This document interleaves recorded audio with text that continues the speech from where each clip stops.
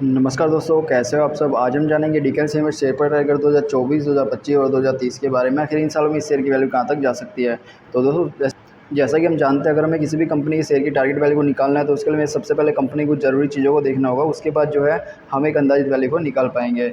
तो सबसे पहले हम देखेंगे कंपनी की प्रोफाइल। तो यहाँ पे आप कंपनी की प्रोफाइल देख सकते हो। कंपनी की जर्नल चीज़ें होती है। कंपनी सीमेंट के सेक्टर में काम करती है। इसके अलावा जो मार्केट कैप वैल्यू है कंपनी की 884 करोड़ के आसपास रही हुई है और स्मॉल कैप पे कंपनी काम कर रही है। ठीक है, अब हम देखेंगे कंपनी के पिछले 5 सालों में शेयर की कीमत में बड़े बदलाव। तो 29 अप्रैल 2019 को देखें तो कंपनी के शेयर की वैल्यू 402 रुपये के आसपास ट्रेड कर रही थी। और अगर 5 सालों के बाद 2024 में देखें तो ये 402 से बढ़ के हो गई है 631 रुपये और मैक्सिमम गई है 846 रुपये। तो कंपनी जो है लगभग पिछले 5 सालों में 2 गुना का रिटर्न अपने निवेशकों को दिया है। तो 2 गुना का रिटर्न वैसे तो ज़्यादा अच्छा नहीं कहा जा सकता, पर कंपनी अभी स्मॉल कैप पे काम कर रही है, उसके हिसाब से जो है एक ये अच्छा रिटर्न में गिना जा सकता है। और यहाँ पे हमने एक प्लस पॉइंट दे दिया है। इस वाइट बोर्ड पे हम प्लस पॉइंट और माइनस पॉइंट को ऐड करते रहेंगे। उसके बाद जो है हम एक वैल्यू को निकालने की कोशिश करेंगे। उसके बाद जो है कंपनी के पिछले 5 सालों की फाइनेंशियल रिपोर्ट को दिया हुआ है। अगर हम 2019 में देखें तो कंपनी का रेवेन्यू 661 करोड़ के आसपास बन रहा था। नेट इनकम 46 करोड़ के आसपास बन रही थी। और अगर 2023 में देखें तो कंपनी का रेवेन्यू 661 करोड़ से बढ़ के 790 करोड़ हो गया और नेट इनकम जो है 46 करोड़ से बढ़ के 49 करोड़ हो चुकी है। तो इसमें अगर देखा जाए तो यार ज़्यादा अच्छी बढ़ोतरी तो देखने को नहीं मिली है। कंपनी का जो रेवेन्यू और नेट इनकम है काफ़ी धीरे गति से बढ़ता हुआ देखा जा सकता है। और कोई साल में कंपनी अच्छा रेवेन्यू बनाया है, कोई साल में ख़राब बनाया है। तो ओवरऑल जो चीज़ है अभी स्टेबल चलती हुई देखी जा सकती है। ठीक है, जो कि अभी इसको एक अच्छा संकेत मान सकते हैं, क्योंकि कंपनी नुकसान में नहीं चल रही है, एटलीस्ट जो है प्रॉफिट तो बना ही रही है। उसके बाद जो है पिछले कुछ सालों में कंपनी की संपत्ति में होने वाले फेरफार को देखेंगे। कंपनी की संपत्तियाँ जो कंपनी के एसेट्स होता है जिसकी मदद से कंपनी रेवेन्यू के बना रही है। तो अगर हम 2019 में देखें तो कंपनी के पास 621 करोड़ की संपत्ति थी। और अगर 2023 में देखें तो कंपनी के पास 1155 करोड़ की संपत्ति है। तो देखिए इसमें भी कितनी अच्छी बढ़ोतरी देखने मिली है कंपनी के एसेट्स में।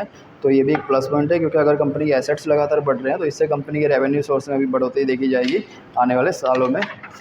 ठीक है, उसके बाद जो है पिछले कुछ सालों में कंपनी के द्वारा दिया गया डिविडेंड। तो क्या कंपनी अपने निवेशकों को डिविडेंड का लाभ भी दे रही है? नहीं। तो अगर देखें तो इसमें 2023 में, 22 में, 21 में, 20 में, 19 में कंपनी ने पिछले 5 सालों में लगातार डिविडेंड दिया है, जो कि एक अच्छा संकेत है। क्योंकि अगर कंपनी लगातार डिविडेंड दे रही है तो ये कंपनी के ज़्यादा प्रॉफिटेबल होने की ओर भी संकेत करते हैं। तो हमने इसको एक प्लस पॉइंट और दे दिया है। उसके बाद दिया हुआ है कंपनी का शेयर होल्डिंग पैटर्न। तो सबसे पहला है टोटल प्रमोटर होल्डिंग, यानी कंपनी के द्वारा की गई होल्डिंग। कंपनी ने अपने शेयर की 56% की होल्डिंग अपने पास रखी हुई है, जिसमें से कंपनी ने किसी भी प्रकार का इसको बैंक में नहीं रखा गया। पूरी तरह से कंपनी ने अपने पास में ही रखा हुआ है, जो कि एक अच्छा संकेत है कंपनी में निवेश करने का। उसके बाद है म्यूचुअल फंड। म्यूचुअल फंड के द्वारा 0.06% की होल्डिंग, ये लगभग ना के बराबर रही हुई है। अदर डोमेस्टिक इंस्टीट्यूशन जो भारत के बड़े इन्वेस्टर हैं उनके द्वारा 0.59% की होल्डिंग, ये भी एक अच्छा संकेत नहीं माना जाता। और फॉरेन इंस्टीट्यूशन विदेशी इन्वेस्टर 10.83% की होल्डिंग, ये एक अच्छा संकेत माना जा सकता है, क्योंकि अगर विदेशी इन्वेस्टर कंपनी में इतनी अच्छी मात्रा में रहे हुए हैं तो वही कहा जा सकता है कंपनी ने अपने खुद को विदेशों में काफ़ी अच्छा एक्सपेंड कर लिया है। उसके बाद है रिटेल इन्वेस्टर 32% की होल्डिंग, ये भी लगभग वैसे तो ज़्यादा ही है, पर अगर इससे ज़्यादा बढ़ती है तो यार इसको एक अच्छा संकेत नहीं माना जा सकता, पर अभी हम इसको एक अच्छा संकेत मान लेते हैं। तो ओवरऑल अगर हम शेयर होल्डिंग पैटर्न को देखें तो इसको एक प्लस पॉइंट दिया जा सकता है, क्योंकि इसमें यार विदेशी इन्वेस्टर जो है काफ़ी अच्छी मात्रा में रहे हुए हैं और कंपनी ने जो किसी भी प्रकार का अपने शेयर को बैंक में भी गिरवी नहीं रखा गया है। तो इसको हमने एक प्लस पॉइंट दिया है। अब उसके बाद हम देखेंगे कंपनी के बारे में कुछ ज़रूरी चीज़ है। कंपनी की शुरुआत वगैरह कब हुई थी और कंपनी कौन से सेक्टर में काम कर रही है। तो कंपनी की जो शुरुआत है 1989 में हुई थी और कंपनी का मैन्युफैक्चरिंग प्लांट तेलंगाना के नालगोंडा शहर में स्थित है। कंपनी को सीमेंट के सेक्टर में काफ़ी सालों का अनुभव रहा हुआ है, जिससे कंपनी आज के समय में ग्राहकों की डिमांड के हिसाब से अलग अलग तरह की सीमेंट का उत्पादन किया जाता है, जिसमें स्पेशल सीमेंट है।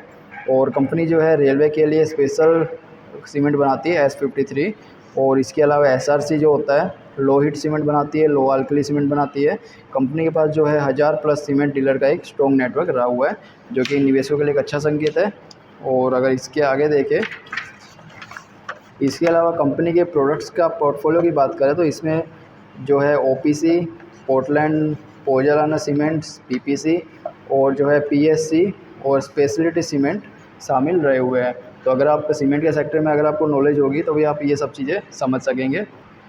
और अगर हम प्लस पॉइंट माइनस पॉइंट की बात करें तो हमें इसमें जो है 5 प्लस पॉइंट देखने मिले, माइनस पॉइंट एक भी देखने नहीं मिला, जो कि निवेशकों के लिए एक अच्छा संकेत कहा जा सकता है। और जैसे जैसे हमें कंपनी के बारे में अपडेट मिलती रही, हम आपके साथ भी अपडेट करते रहेंगे। इसे चैनल को सब्सक्राइब कर लें, वीडियो को लाइक करें। तो चलिए मिलते हैं नेक्स्ट वीडियो में।